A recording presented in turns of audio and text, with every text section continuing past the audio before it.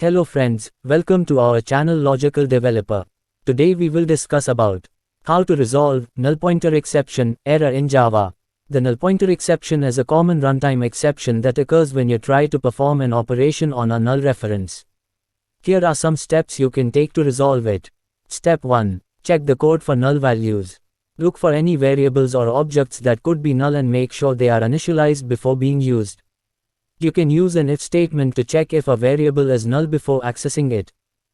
Step 2. Check for the method call on a null object. If you are calling a method on an object that may be null, you should check if the object is null before calling the method. Step 3. Use a try-catch block to catch the null pointer exception.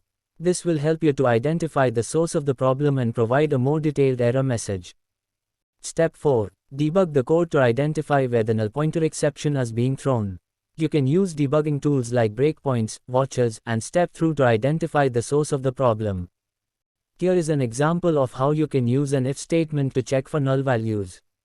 Declare star as string variable, then write statement as string star equals null. If star equals null, perform operation on star, else handle null case. Using this code you can check for null values before performing any operations. You can prevent the null pointer exception error from occurring. I hope this video is useful to all programmers and developers to resolve this error. If you like this video, then share it and subscribe our channel to watch different type of errors in Java and FUP. Also press this bell icon to get notification of new uploaded video. Thanks for watching this video.